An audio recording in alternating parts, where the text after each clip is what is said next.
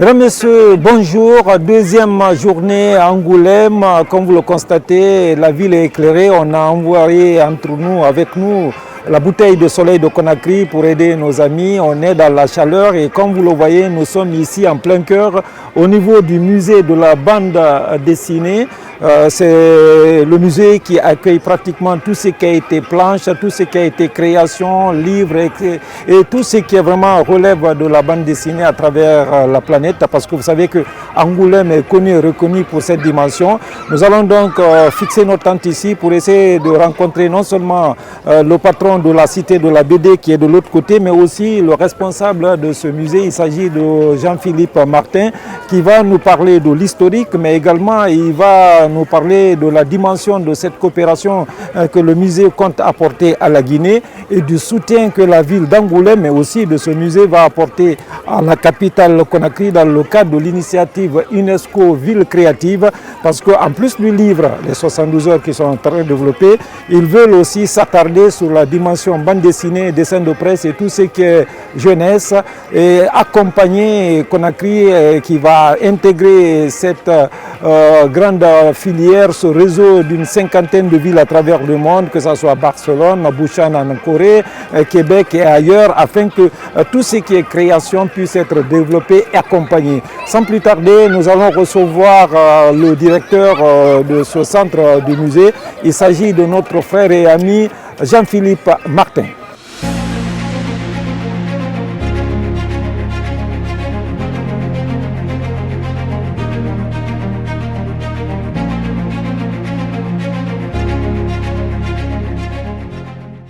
Alors avant de commencer, Jean-Philippe, est-ce que tu peux nous présenter ce grand musée? Nous sommes en plein cœur d'Angoulême. Ce musée est central dans le dispositif global. Est-ce que tu peux nous le présenter? Ici, alors moi je travaille à la cité de la bande dessinée, dans lequel il y a le musée dont je vais vous parler.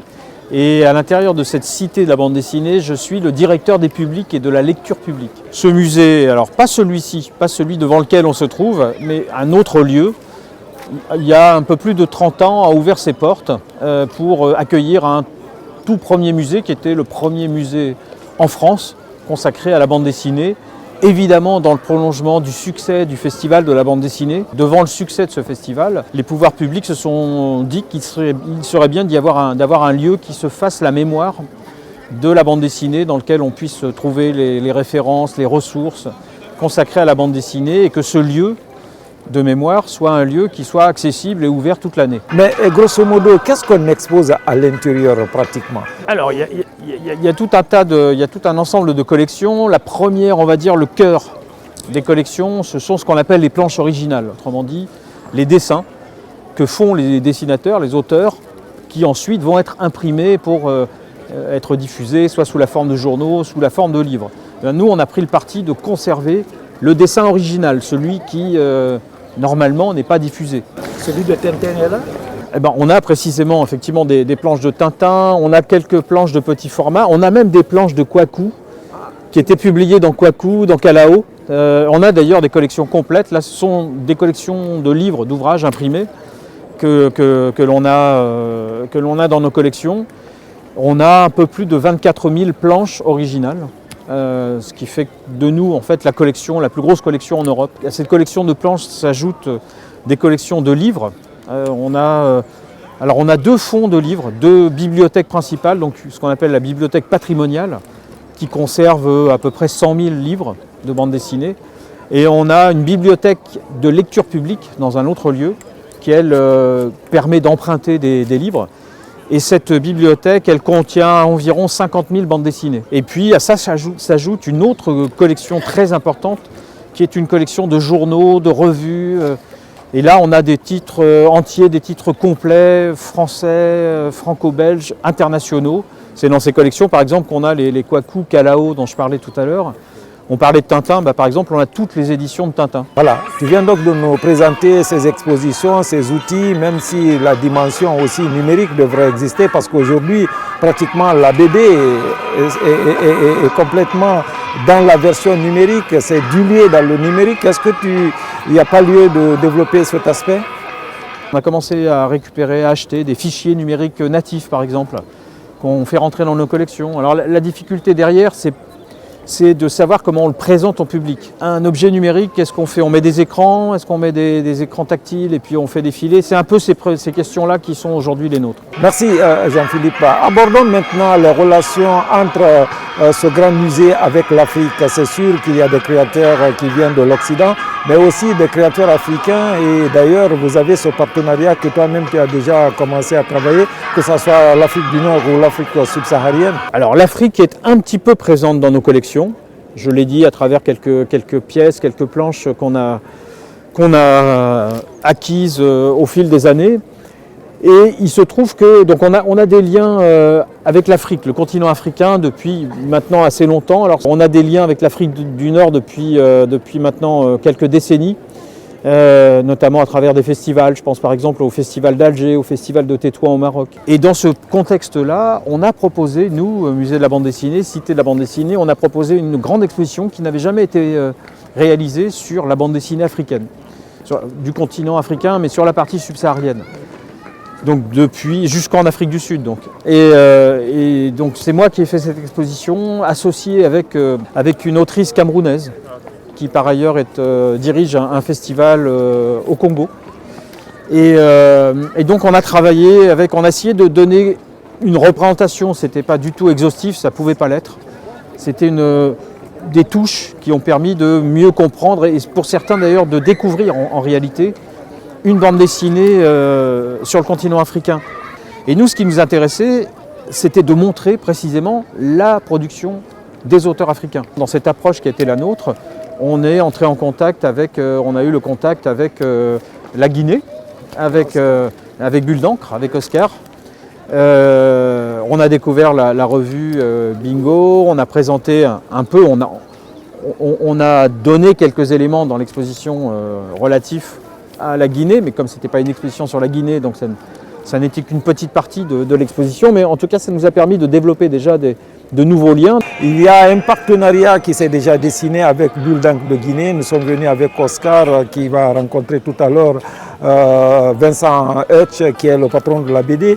Mais parle-nous de ce partenariat qui se dessine entre le Grand Musée d'Angoulême et l'association Bulle d'encre dans la perspective des villes UNESCO créatives dont Angoulême est l'un des centres parce qu'il appuie la candidature guinéenne. Est-ce que tu peux nous parler de ce partenariat? On a déjà fait un partenariat, une convention d'intention il y a maintenant quelques années, qui s'est traduit notamment par la mise à disposition de l'exposition dont je parlais tout à l'heure, dans sa version plus réduite, qui avait été présentée dans le cadre de Bulle d'encre il y a 2 ou 3 ans peut-être, je ne me rappelle plus maintenant.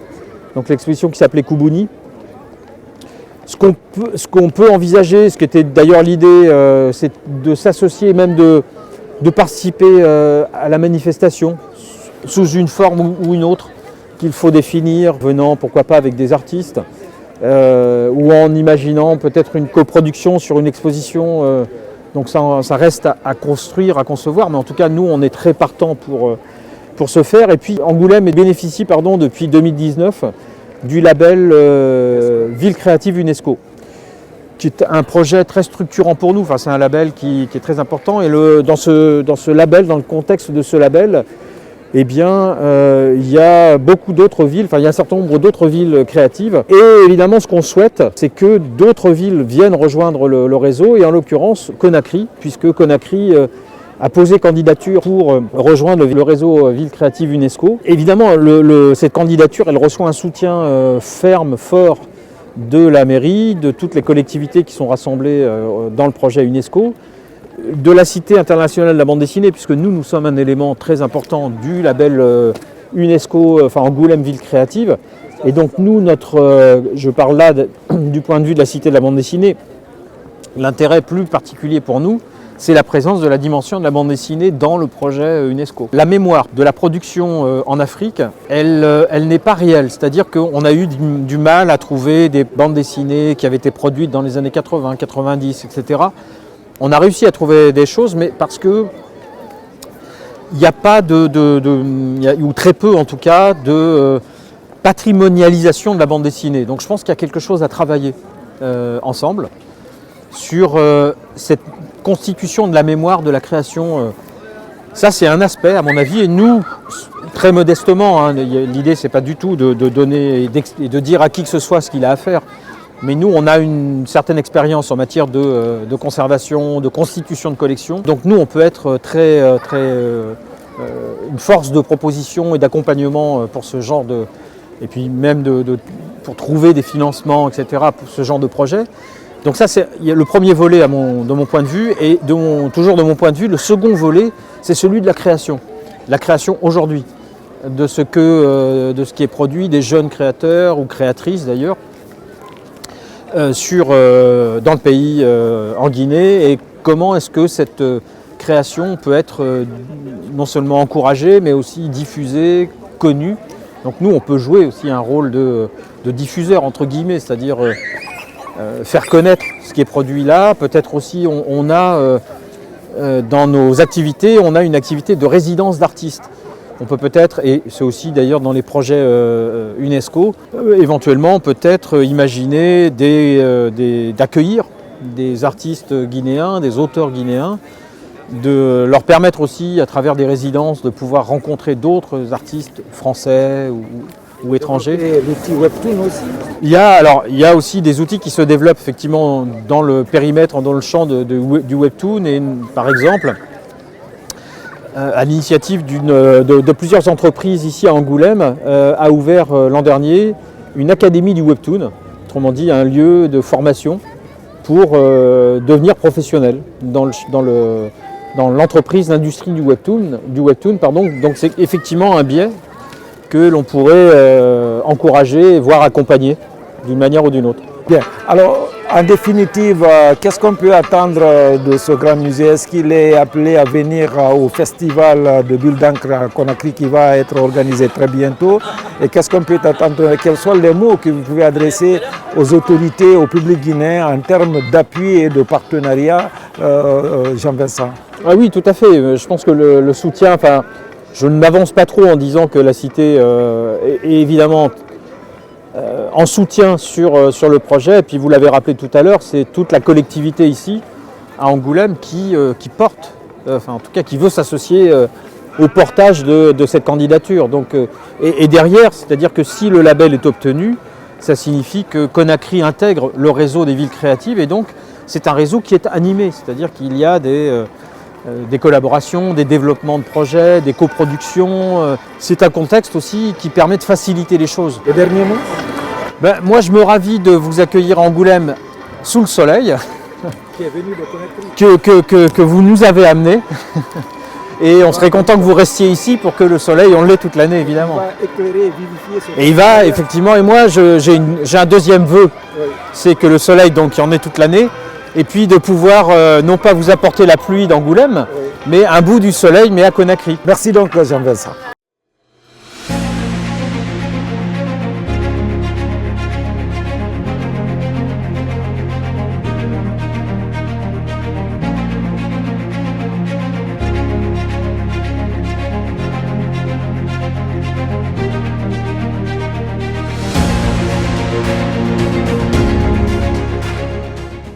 Après Jean-Philippe Martin qu'on a reçu tout à l'heure, qui nous a parlé de long en large de cet important projet, que ce soit le musée, qu'est-ce qu'il rapporte, quel est le partenariat qu'ils ont développé avec l'Afrique à travers la BD et surtout le lien singulier avec la Guinée qu'il a découvert à travers le festival Bulle d'encre qu'ils ont appuyé, et notamment cet important projet de Conakry Ville Créative UNESCO. Nous allons à présent rencontrer le directeur de la Cité internationale de la BD qui se trouve de l'autre côté. Ce grand monsieur va nous parler du partenariat que Bulle d'encre compte signer avec cette grande institution pour l'accompagner dans la valorisation de la BD, mais aussi du festival en Guinée. Ce qui est intéressant, c'est que Bulle d'encre est installée à Conakry, que Conakry est une ville qui postule pour devenir ville créative au titre de l'UNESCO. Il se trouve qu'Angoulême est aussi une ville créative au titre de l'UNESCO. Donc l'enjeu pour nous, c'est de voir comment, grâce au soutien qu'on pourrait apporter au festival, grâce aux collaborations qu'on pourrait trouver au festival, on puisse accompagner de cette manière-là et renforcer la candidature de Conakry pour ce titre de ville créative de l'UNESCO. Ça peut prendre plusieurs formes, ça peut prendre la forme de formation, notamment de formation de bibliothécaires, parce qu'on a développé une expertise dans ce domaine-là qui permet à nos bibliothécaires de former d'autres bibliothécaires du monde entier pour savoir comment constituer un fonds de bande dessinée, comment parler de la bande dessinée. Ça, c'est une première idée. L'autre idée, ça peut être un projet de résidence, et pourquoi pas de résidence croisée, où on amène des auteurs français à venir travailler en Guinée, et pourquoi pas d'imaginer des projets d'exposition, et puis une version retour où des auteurs et autrices de la Guinée pourraient venir travailler ici.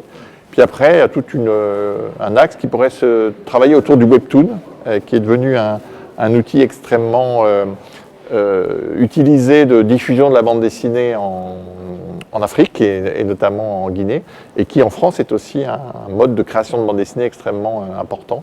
Il se trouve qu'ici, à la Cité, on accueille la Webtoon Academy, qui est une école qui forme sur du durée de 4 à 5 mois des professionnels pour devenir des professionnels du webtoon. Donc ça peut être une piste aussi de travail et de voir comment on pourrait, avec Conakry, renforcer les liens autour du webtoon. Ils travaillent aussi sur des thématiques, sur des thèmes tels que le développement durable. Alors c'est une thématique qui nous intéresse parce qu'elle interpelle tout le monde, et on s'est rendu compte que c'est un sujet qui est vraiment un sujet très important dans l'imaginaire de beaucoup d'auteurs et d'autrices de bande dessinée, notamment dans l'exposition science-fiction que vous avez pu voir actuellement, le sujet de l'écologie, la manière dont l'homme traite la planète. C'est un sujet qui est extrêmement important, donc de se dire qu'à un moment ça peut être le thème aussi d'une collaboration, ça c'est plutôt intéressant. Alors ça s'annonce en termes de perspectives heureuses. On souhaiterait vous avoir pour le prochain festival Buldankra. Et bien on y réfléchit fortement de venir au mois de mai ou au mois de juin au prochain festival, volontiers. Le dernier message pour les Guinéens qui vous suivent? Eh bien de vous dire qu'on est très heureux de travailler au renforcement des liens entre la Guinée et la France, et puis que c'est un pays que je ne connais pas, donc j'ai très envie de le découvrir aussi bientôt. Bulle d'encre Angoulême, bulle d'encre depuis belle lurette en Guinée. C'est toute une histoire, et à l'origine de cette histoire, il y a un homme, l'ancien directeur du Centre culturel franco-guinéen, qui a travaillé avec Oscar pour mettre en place cette association au même titre que l'ancien ambassadeur et l'ancien directeur de l'Institut français. Pour revenir sur cet événement, campé de près et de loin, en visioconférence, Daniel Couriol. Chers amis, lorsqu'en février 2012, le Centre culturel franco-guinéen de Conakry accueille le premier festival Bulle d'encre autour de la bande dessinée et de la caricature, et lorsqu'il encourage et soutient le premier numéro de Bingo en mai 2012, c'était bien sûr pour saluer l'obstination et le talent d'Oscar, l'un des pionniers du dessin de presse en République de Guinée. Bulle d'encre, c'était aussi encourager la création d'un réseau de journalistes et de dessinateurs qui, aujourd'hui, rayonnent sur une grande partie de l'Afrique de l'Ouest, Guinée, Sénégal, Côte d'Ivoire et tant d'autres pays encore. C'était favoriser les échanges professionnels, faire émerger les questions de formation, de pérennité économique, démontrer combien l'humour, la dérision, l'interpellation, le calembour sont indispensables au battement du cœur d'une démocratie. 13 années plus tard, alors que nous constatons un épuisement démocratique à l'échelle mondiale, alors que notre monde devient de plus en plus incertain sur le plan politique, économique, moral, culturel, Bulle d'encre devient l'un de ces trop rares espaces où peuvent encore se cultiver des échanges d'expériences, une créativité reposant sur deux mots-clés que l'on aimerait davantage voir mis en œuvre, l'exactitude et la fraternité. Comme directeur du CCFG de Conakry de 2011 à 2016, j'ai été heureux de pouvoir soutenir une telle initiative à l'échelle du continent africain. Je suis surtout heureux de voir cette initiative partenaire désormais à part entière du Festival de la bande dessinée et de la ville d'Angoulême. Dessin, et destins croisés. Voilà bien un projet qui affirme avec force la foi que l'on doit avoir pour la liberté d'expression, la libre circulation des idées. Bulle d'encre est à mes yeux une bulle d'espérance. Merci de votre attention. Mesdames, Messieurs, dans les couloirs et dédales d'Angoulême, nous sommes à présent dans le pavillon des artistes, auteurs et créateurs, parmi eux le Guinéen Oscar Ben Youssouf Bari et bien d'autres que nous allons vous faire visiter tout à l'heure afin que vous puissiez respirer les temps forts, les grands moments de ces créateurs, parce que derrière vous, vous avez même la radio spécialisée qui fait l'événement et de l'autre côté, vous avez les auteurs et ce grand public visiteur.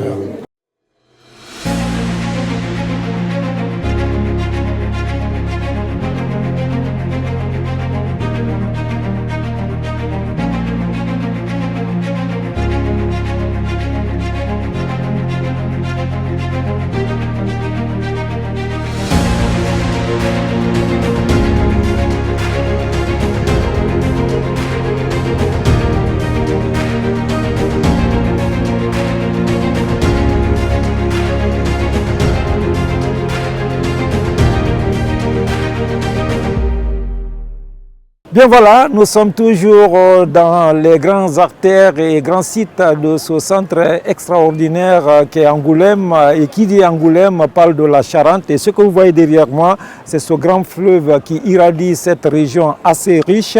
Et nous allons à présent, après avoir rencontré nos amis de la Cité internationale de la BD, mais aussi de ce grand musée, essayer de rencontrer sur place ici un des personnages clés, je dirais l'ambassadeur de Guinée à Angoulême. Il s'agit de Morel Silla, qui pilote l'association Maragiri et qui fait un travail fou pour rapprocher la municipalité avec les projets en Guinée. Charente-Maritime Bofa, il est là-dedans. Aussi, il a préparé de façon très active ce dossier de Guinée, ville créative précisément pour Conakry. Nous allons donc à présent échanger avec Morel Silla sur ce qu'il fait pour la Guinée et pour notre pays au niveau de la France. Avant l'arrivée de la délégation guinéenne à Angoulême, dans le cadre de ce festival international de la bande dessinée, nous avons eu les réunions préparatives avec la ville d'Angoulême et le point focal de l'UNESCO à Angoulême. Nous avons déjà parlé des potentialités, des opportunités que la Guinée puisse avoir pendant ce festival leur présente et accompagner les dossiers de la candidature de Conakry dans le réseau des villes créatives d'Angoulême.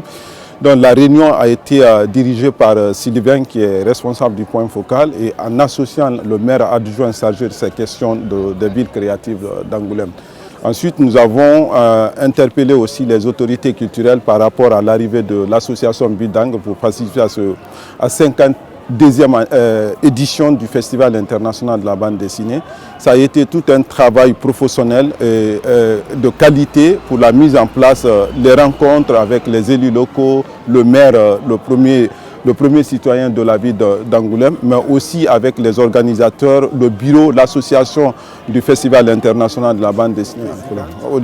Madame la Présidente, par exemple, qui a accepté de rencontrer effectivement la délégation guinéenne pour magnifier sa volonté d'engager, accompagner ce dossier, ce grand dossier concernant la ville créative de l'UNESCO par rapport à Conakry. Donc ça a été vraiment quelque chose d'important et de créer cette énergie entre Bulle d'encre et la mairie d'Angoulême pour accompagner aussi à travers mettre la BD au cœur de ce projet. Merci donc pour tout ce travail d'envergure que vous avez fait pour permettre à la délégation guinéenne. Quelle va être maintenant la suite, maintenant que la candidature guinéenne a été présentée? Je pense que mars va être une date capitale parce qu'on va examiner cette candidature. Quelle va être la suite, M. Morel? Exactement, ça va être au mois de mars pour que le premier dossier, le premier travail qui a été fait, qui soit présenté et de mettre toute une dynamique autour de ce dossier pour que vraiment la ville d'Angoulême appuie ce dossier-là pour que ça passe vraiment dans les meilleures conditions et que Conakry soit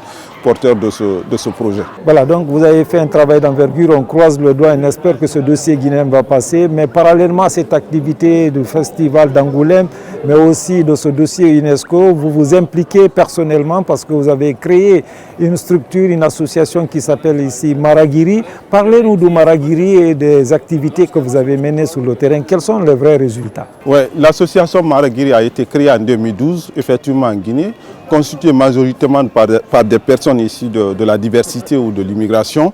C'était dans le cadre de rayonnement de la culture africaine, guinéenne, sur le territoire, la Nouvelle-Aquitaine, mais aussi dans l'ensemble de l'Europe et de la France.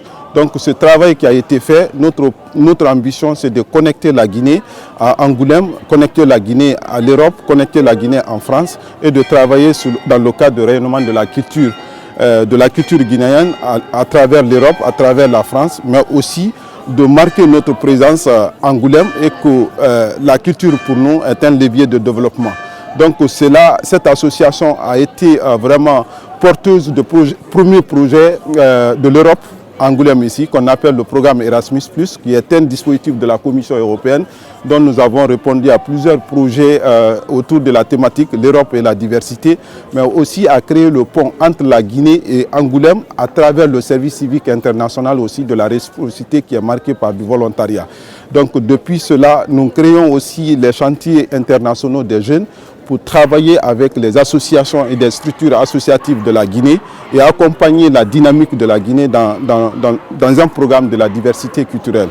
Donc, à travers l'éducation aussi, l'éducation populaire effectivement, nous avons démarché aussi à ce qui concerne la formation, la coopération universitaire entre Angoulême et la Guinée, c'est-à-dire en lien avec des associations universitaires à travers les écoles professionnelles, les écoles de l'image, les écoles de documentaire, mais aussi les écoles d'ingénieurs françaises puissent recevoir des étudiants guinéens à Angoulême par rapport à leur formation universitaire. Donc Maragiri a fait beaucoup d'activités sur le terrain ici. Quels sont vraiment les résultats essentiels que vous avez obtenus à la matière qu'on peut citer en termes d'exemples dans ce partenariat entre la Guinée et la France à travers Maragiri? Donc ce qui a été fait statistiquement, il y a eu beaucoup de déploiement des jeunes Guinéens aujourd'hui en France à travers notre expertise, à travers notre volonté, notre démarche, mais aussi il y a eu l'internationalement, on a pu envoyer des jeunes Français pour accompagner certaines universités comme l'université de l'Abbé, la commune de Bofa, le théâtre de Dubreka, réseau des maisons des jeunes à Conakry. Nous avons initié un partenariat avec France Volontaire pour accompagner des jeunes Guinéens dans le recrutement et dans le processus de visa avec l'ambassade de France.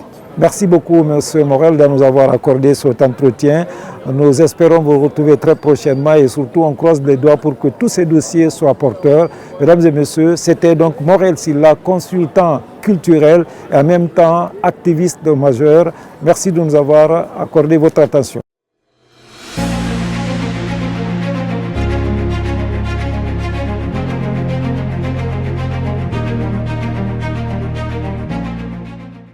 Mesdames et messieurs, l'avant-dernière étape de cette journée ensoleillée à Angoulême va être consacrée au détour, pour ne pas dire au tour que nous avons eu au CESI. C'est le Centre d'études supérieures et d'ingénierie qui se retrouve dans la banlieue d'Angoulême, mais qui reçoit des étudiants, qu'ils soient africains ou internationaux, mais qui développent une espèce de pool d'excellence.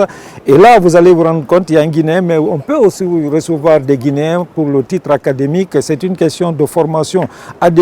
Emploi. Et donc nous avons essayé de savoir qu'est-ce qui se fait ici, parce que les opportunités qui s'offrent aux Guinéens, et ça s'intéresse au ministère de l'enseignement technique, au ministère de l'enseignement supérieur, de la recherche de l'innovation. Donc tous ces segments pourraient être intéressés à ça. Et on a eu une grande interview, mais avant de vous proposer cette interview, nous allons avoir la synthèse avec l'hôte qui nous a reçus au niveau du CESIC. Déjà, nous sommes très contents d'accueillir la délégation guinéenne sur notre campus à Angoulême. Et voilà, en tout cas, on serait très heureux d'accueillir des étudiants, des élèves pour venir découvrir la formation à CESI, formation technique, formation d'ingénieur, formation dans différents domaines. Et bien sûr, on met tout en œuvre pour accueillir le mieux possible les élèves dans un environnement en plus qui est très agréable parce qu'on est dans une petite ville de province qui permet d'accueillir et de vivre au plus près de ce que nos élèves peuvent vivre ici.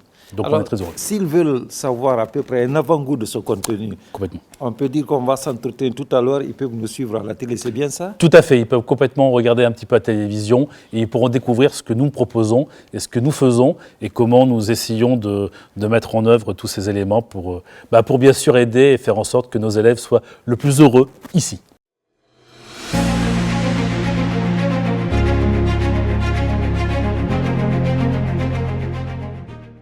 Voilà, c'était donc la synthèse avec notre ami Vincent du CESI que vous venez de suivre. On aura toute une émission consacrée à cette institution. Vous allez vous rendre compte des opportunités que le CESI offre aux Guinéens, aux Africains à la matière. C'est ça aussi la moisson d'Angoulême. Voilà, pratiquement, c'était la dernière étape de cette seconde journée à Angoulême. Belle moisson. Merci de nous avoir accordé votre attention. À la caméra, Ousmane Bakayoko, l'assistance de Tcherno Mamadou So. Nous avons également avec nous Oscar Ben Youssouf Bari et surtout l'appui combien de fois extrêmement intéressant de notre frère et ami Morel Silla depuis Angoulême. Ibrahim Ahmed Bari vous a servi cette émission depuis les bords de la Charente-Maritime que vous voyez ici. Mesdames et messieurs, bonsoir, bonjour, partout où vous soyez.